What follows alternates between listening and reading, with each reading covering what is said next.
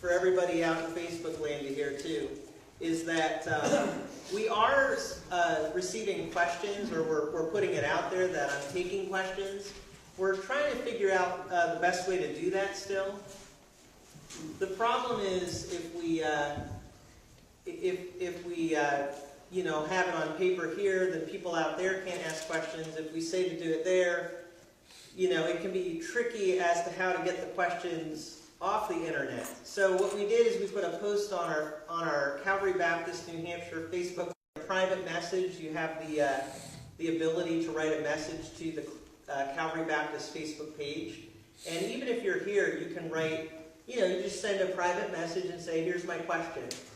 The other nice thing about a private message, if you do it that way, that's Calvary Baptist Church, Claremont, New Hampshire. That's the Facebook page. So that's a public page. And if you write that question in Messenger, it's private. I mean, I'll see it. Whoever else is an administrator will see it. But at least, you know, if you have a question, you're like, I'm kind of a little nervous about asking this question, it won't be public. But if you're here and you have a question, just write it down and give it to me. I'm not going to say, no, you have to submit it online, otherwise it doesn't count. Now, if you're here in person, you get the privilege and the opportunity of just giving me your question on a piece of paper. But for people that aren't here, you can submit it in a private message on Facebook, and we'll definitely get it that way. All right, so I think you know what we're talking about. Of course, Christian theology, but particularly we're looking again at worldview. We started this last time. So we're going to continue with it.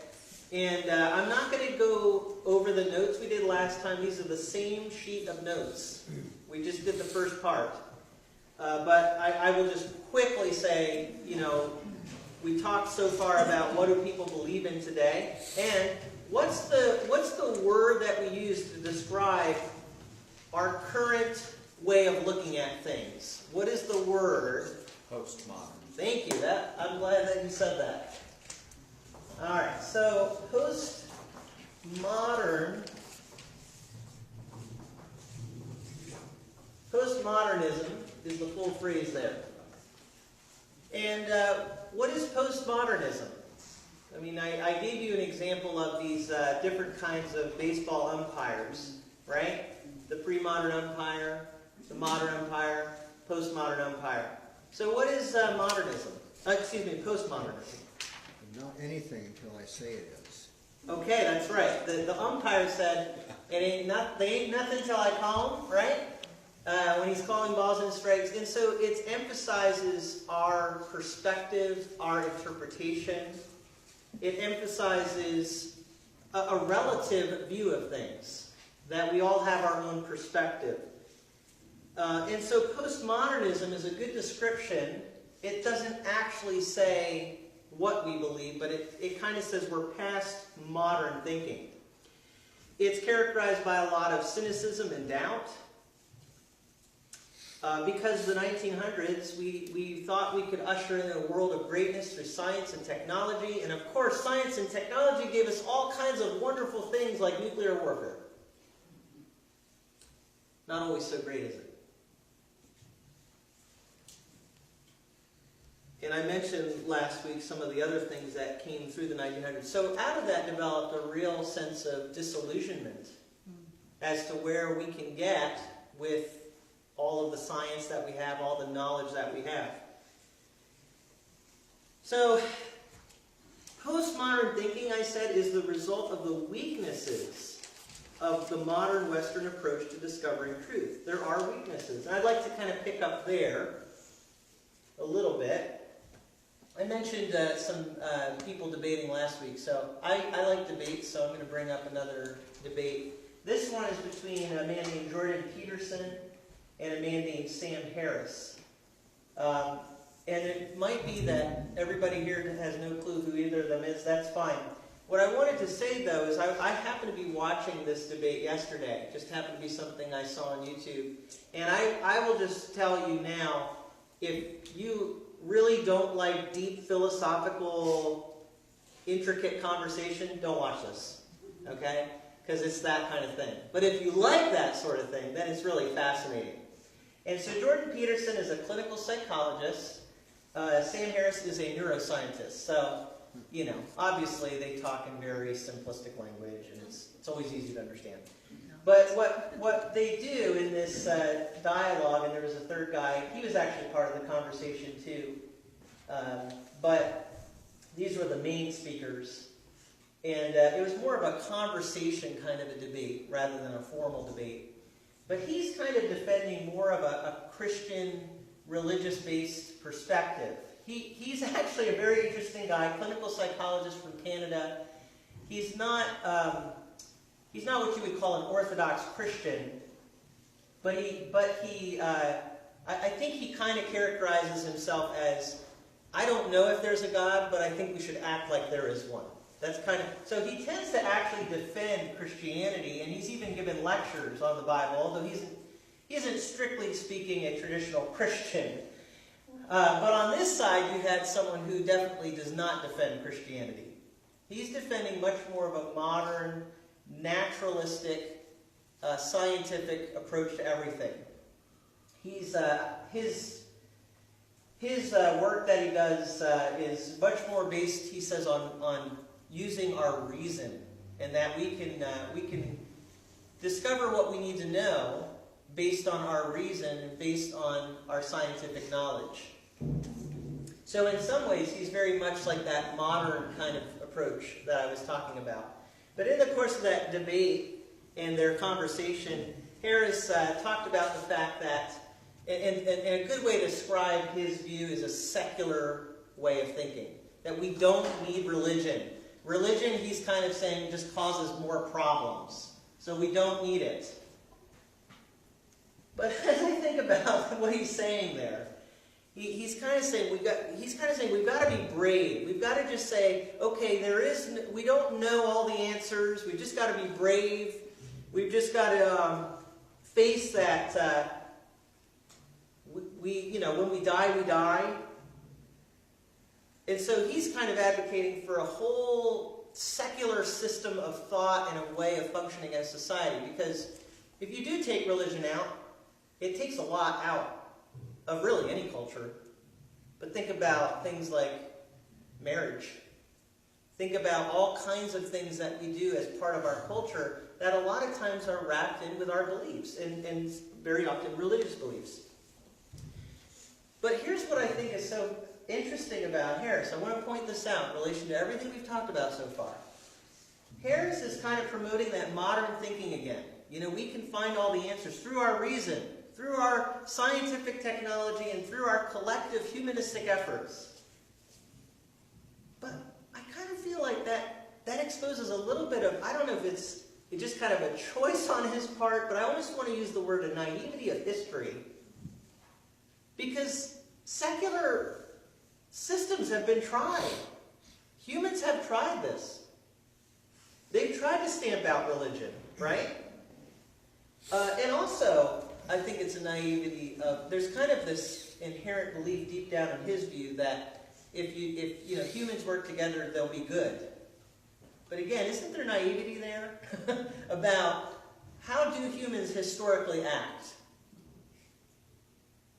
We want to say we're good, but Peterson does a much better job of bringing out the fact that we have a problem within us.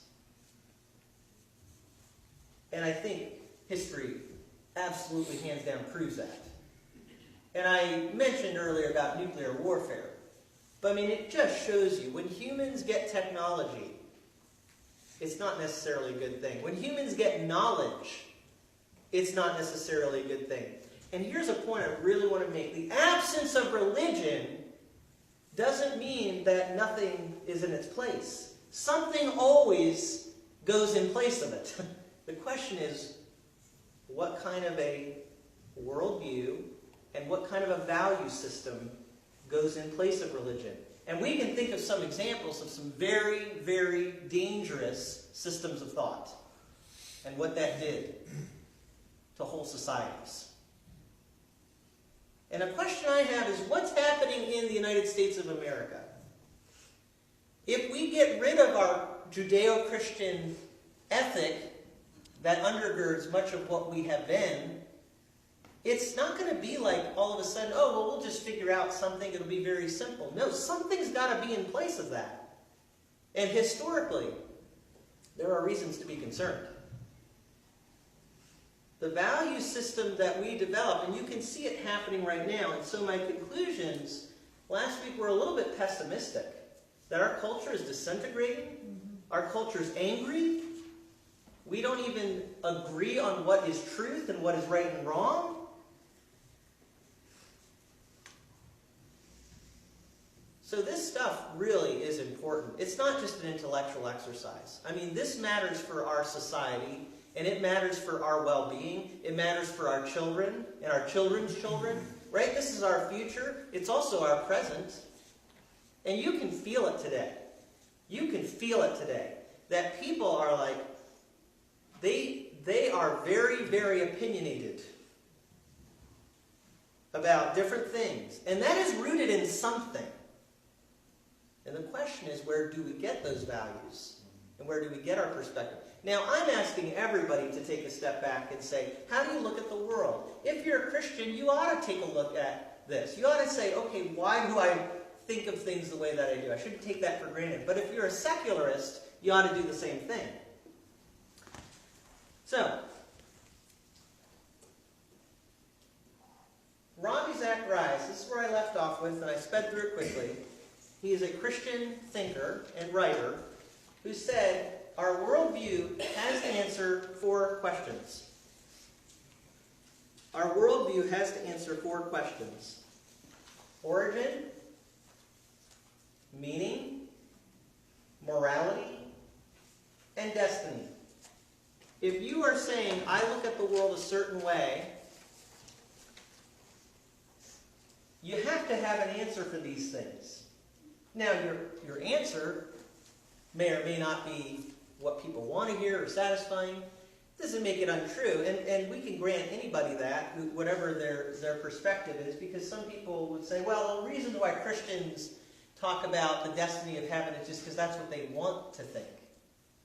Okay, I can understand where people are coming from when they say something like that. On the other hand, you've got to answer these questions, like origin. How did we get here? And once you answer that, you have to answer everything along with it. So then what is our meaning? Now that brings up, as we talk about meaning, something that Pastor Tim Keller wrote in a book called Making Sense of God. And he talks about in this book how people can have meaning that is either discovered or meaning that is created. I'm going to write that up here. So we've got discovered meaning,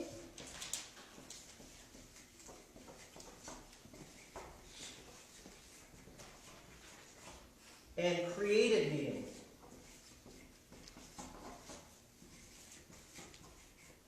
Now, I want to test and just see if you can figure it out a little bit.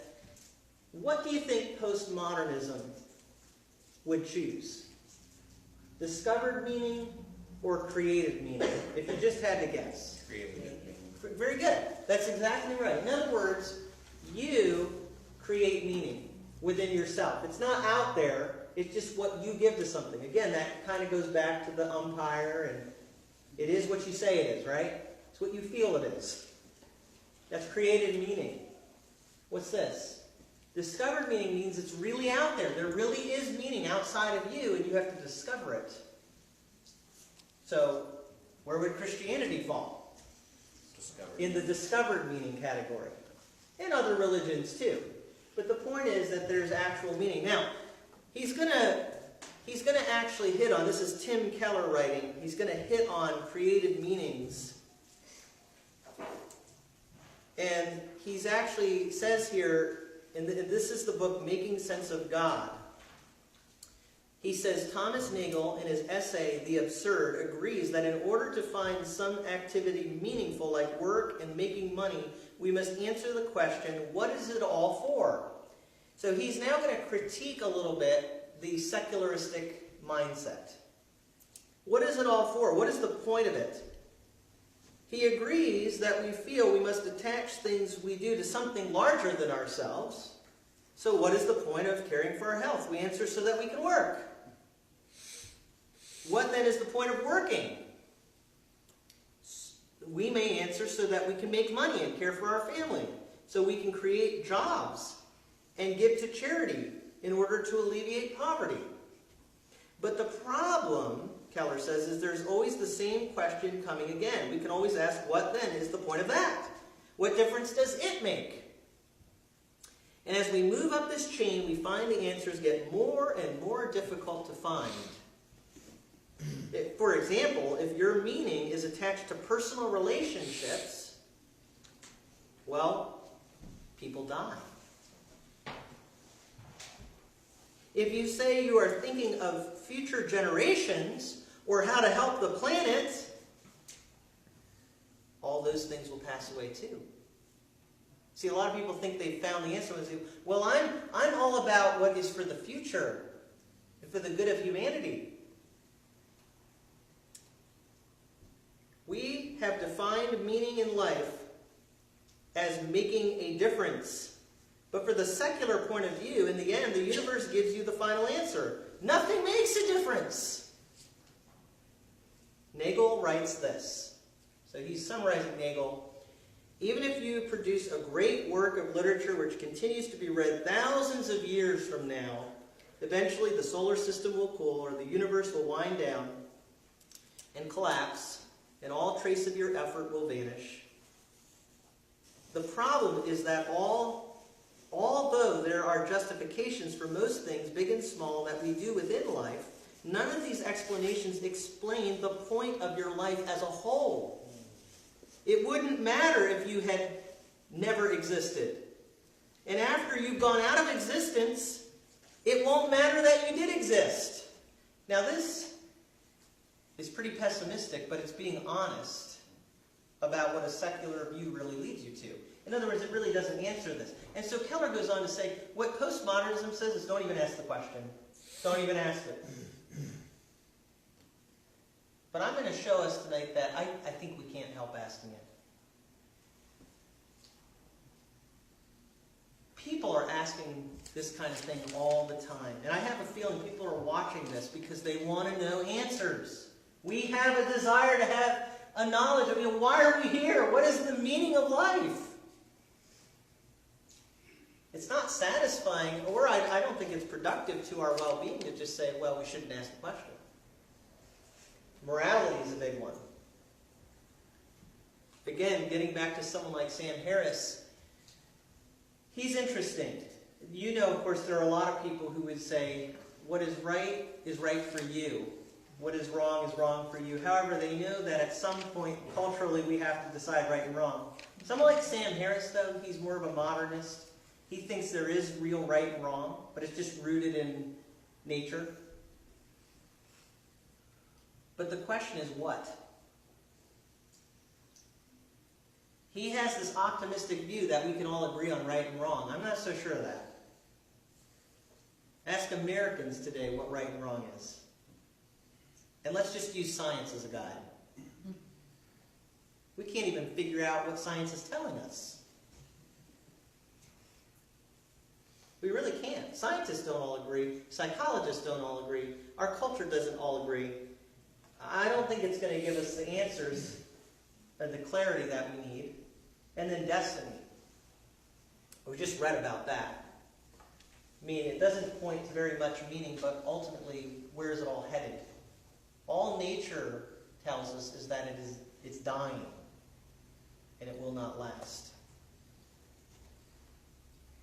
Now remember, I mentioned this last week, the answer to these has to meet two criteria. If it's going to really, at the end of the day, if you're going to say this worldview is right, like I ought to look at the world this way, and I love Ravi Zacharias, the way he talks about this. It's so good because there is such a thing as right and wrong. He had a professor tell him once.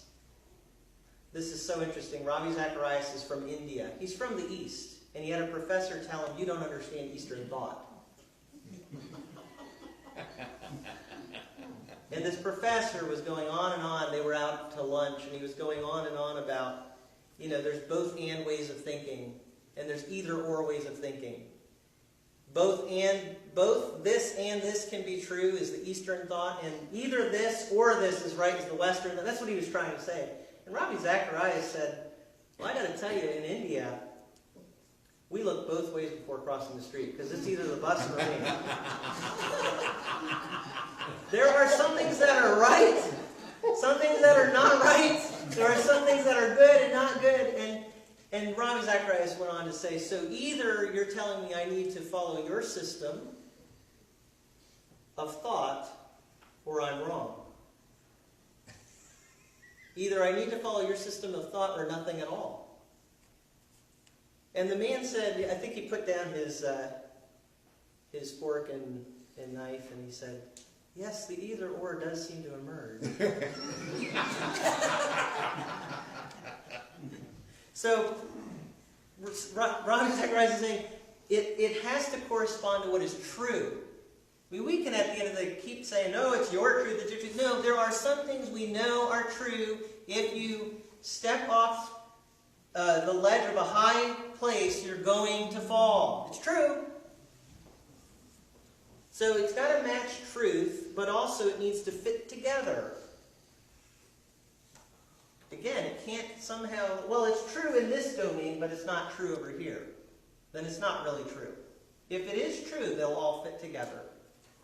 Something to keep in mind. Now, that might really cause some uneasiness, because there are people that are like, well, I've only really thought about this. I've never thought about these things and how they fit together. See, there's so many people that say, I just know that we're here completely because of natural processes, evolution, we're here. So why are we here? Well, we're just here. So what's our meaning? Doesn't fit together when they try to say we really have meaning. And that's what I was pointing out before from Keller's book. So,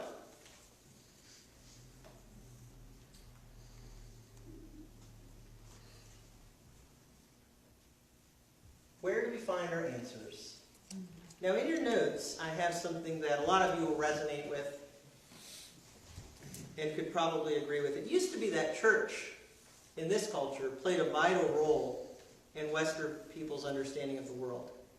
If you ask people before, what do you believe? Why do you believe it? They would talk about church. Is that true today? Well, for some it is, right? But more and more we're getting away from that. We're going to sit on this for a little bit. I'm going to ask you a very important question. I want to get your answers. And it has to do with, where do we get our information and knowledge, and what helps us to decide what to believe in today? That's a really important question. So I want you to think about that. But generally, I'm going to say that today people inform their worldview based on various sources, including school, what they learned at school. I mean, that's always played into what we think. And this is something you might, if you're here and you are a Christian, sometimes it's like, why do people think the way they think? Have you ever thought about the textbooks they've read their whole life? Mm-hmm. Maybe they're not exactly the same as the textbooks you read. But that's vice versa, right? If you've grown up in some settings, you've read textbooks and realized not everybody's read the same things you have. College. Where do you go to college? How does that influence you? Again, Jordan Peterson, who I mentioned earlier, he's really concerned about where colleges are at today. And let me tell you, those are institutions that are shaping culture. Books, television, online video, like this, hi everybody online, and other online resources. Notice the online is it's becoming big, isn't it? Now, of course, your family background, your culture, your family, it definitely plays a large role as to even what you go to as a source. So if you did grow up in a Christian background, church might still be something important that informs you. But your family, as well as your surrounding culture, does play a role However, even people that have grown up in whatever background, this stuff is definitely impacting people. So, here's a way to ask this. Because we want to know, where are we finding our answers to help us form our worldview, and how do we look at the world? Who are the reputable people in our culture? So, this isn't really, you can't really get this wrong. Well, I guess you could get it wrong, but there's a lot of good answers. So, who are the reputable people of today's culture?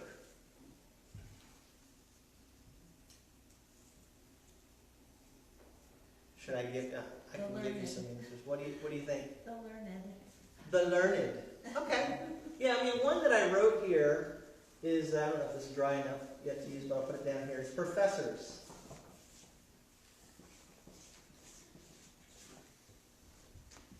I mean, you could even say, if you see this dynamic at work here, in what we're doing, I'm acting as a professor right now. And so, if I was just saying these things in another setting, people may not take it as seriously. But there is something about someone who's teaching a class, right? That says, that seems reputable. So you can see why colleges are very influential, because they're filled with professors. So yeah, learned people, but let's think of some others, yep. TV hosts, show hosts, or things. Yeah. I had written news, the news people, but I think that fits into that, right? Those media people. They must know a lot, because they're on television. Guess if you think it through, maybe it doesn't hold up, but it is easy to think that. Man, our psychology, it's interesting. It's kind of scary, actually, in some ways, right? Why do we trust certain people? Just because they're on TV? For that matter, just what they're wearing, right? And on television, often these news people do have suits and very nice clothes. So it's something about that draws us in and says, they must be correct. What else, though? Who else do we listen to? I mean, who are we really listening to the most? Yeah. How about game show hosts? Well, they are reputable about certain things. That's true. But I'm more talking about, who do we look up to? Yeah? Doctors. Okay, doctors. Yep.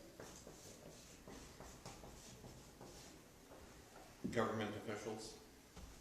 Okay. Like politicians, people like Politicians. that.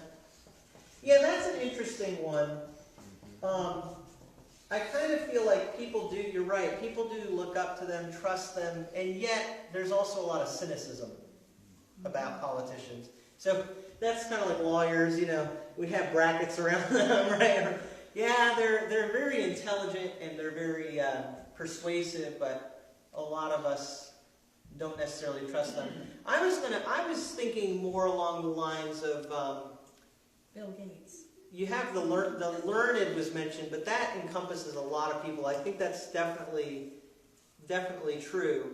So I put professors, but I had authors. Like if someone writes a book,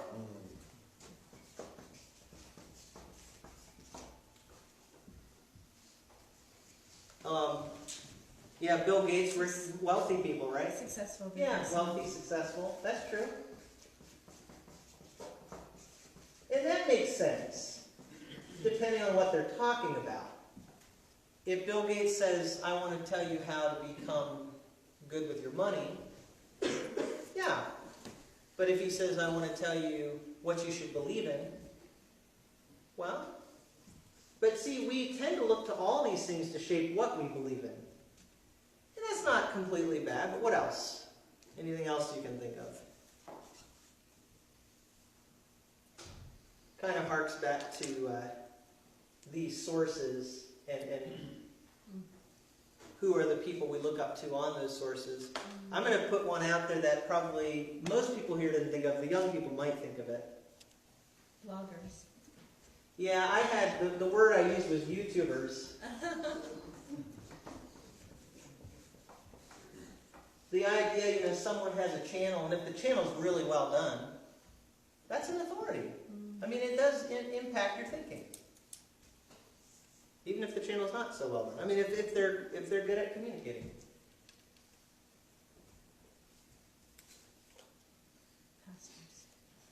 Okay, I actually wrote that down. Pastors.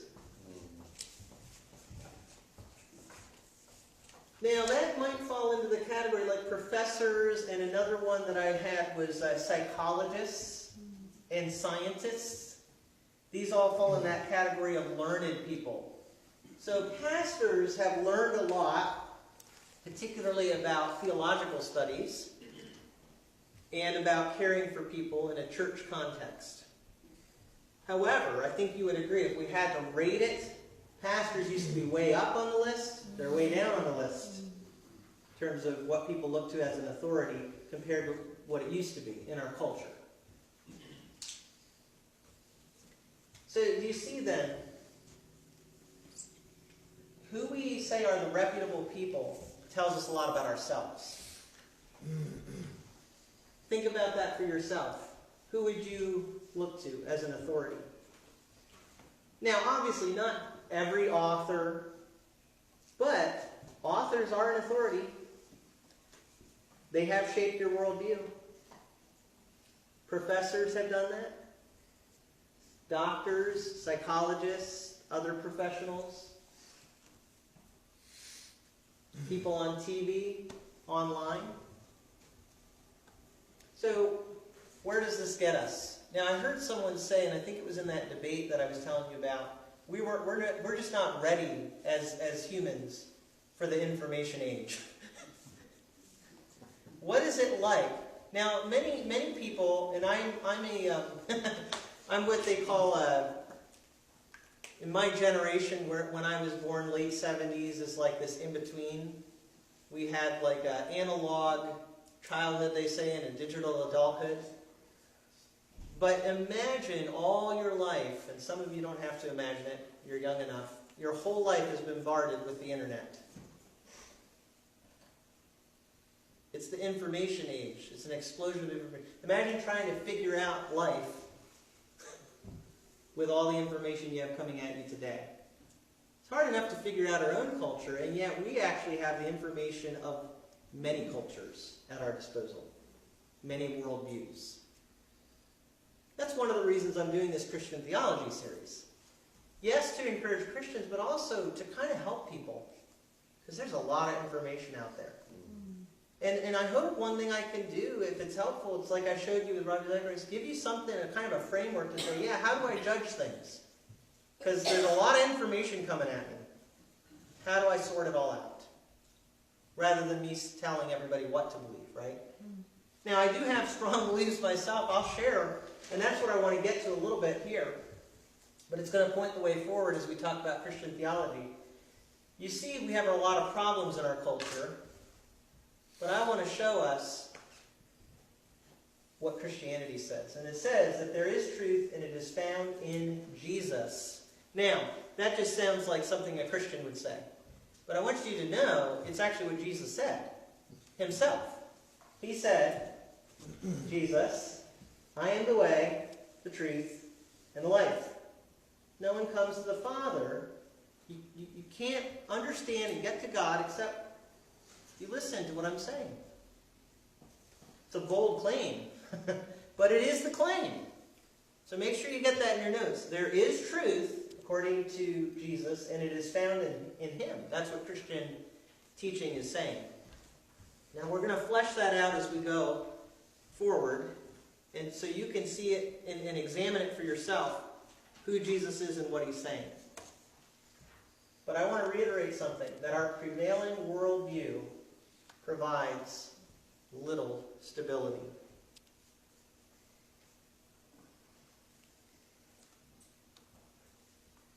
We could say, as has been said, it is sinking sand.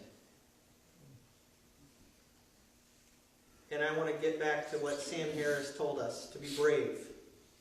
But I'll tell you something, you can say, well, we'll just be brave and just say, we're here because we're here and whatever, and we don't really know where we're headed. I'll tell you something.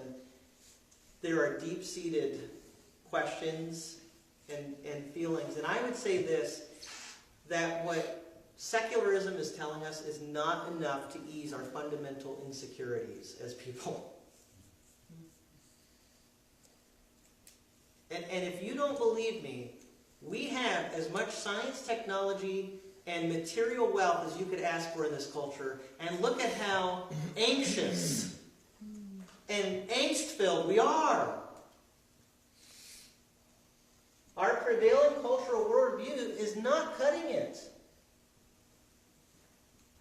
We're just suppressing the questions and the needs that are there. And you can suppress it all day long, but it's still there. So a commitment to secularism forces us to do that, to suppress those questions and those needs. Because those things are a core part of our being. They're telling us just don't ask the question. No one told you to ask the question in the first place. You just automatically ask it. No one asked you to feel anxious in the first place. You just automatically feel it. No one asked you to say, well, why am I here? Where am I headed? What's going to happen to me when I die? Why does my life matter? What should I do for people around me? Those are just questions you already have. No one told you to ask them. And when those questions are not adequately answered, you have instability in your life. And what's our answer today? If you have instability, go to one of our authorities. I had psychologists. That's one of the big ones. Psychologists can do some good things, but they can't answer all your problems. They can't give you meaning in life. That's something that you have to figure out within your heart. So Christianity, I'm going to say, provides a very solid foundation. Actually, it's not me saying it. Again, it's Jesus. So here's what he said. Everyone who hears these words of mine and acts on them. So if you listen to everything Jesus is saying, he says if you act on them, you'll be like a wise man who builds his house on rock. The rain fell, the rivers rose, the winds blew and pounded the house, yet it didn't collapse because its foundation was on the rock. But everyone who hears these words of mine and doesn't act on them will be like a foolish man who built his house on the sand. The rain fell, the rivers rose, the winds blew and pounded that house, and it collapsed. It collapsed with a great crash. And let me tell you, many people have experienced that. The crash of their life because of not having a solid foundation. So what do you build your life on is a very, very important question. And I want to show you the foundation that Jesus provides and that Christianity talks about that shapes all those answers to the worldview questions that I mentioned. And I want to show what a good, solid foundation Christianity provides. And for those of us who are Christians, it strengthens us to know and to think about these things, but also to help share this with others. Because we've all got to be reminded there's so many people, as I've been saying, that don't have stability in their life. And even today, if you're here today, we have to get back to this, don't we? To go back to what Jesus said. Put our trust in him. Build our life on who he is and what he said. But if you're not a Christian, think about this. What are you really building your life on? And does it really give you answers? Does it really give you a good foundation? Let's pray. Father, I thank you that we have this opportunity to gather together to talk about these things, and for this good class we have here as well as the many people online. I thank you, Lord, that you give this opportunity for us to hear and to search. But Lord, I know that my answers are not enough. The answers have to come from you. And I pray that people will ultimately find that the answers are in you and through Jesus Christ. I pray that you will open up all of our hearts and minds to what we need to know and how to discover truth and how to be more firm in our lives. And I have to say, even for myself, Lord, I know the culture is unstable, but it affects me too. And so I pray, Lord, help me and help all of us to find our stability in you. And I pray, Lord, with that foundation of faith in you, we will be what you want us to be in this world that we live in. And also I pray, Lord, that you will help more and more people to hear the truth and to find rest and find meaning in what Jesus gives. And I pray it in his name. Amen.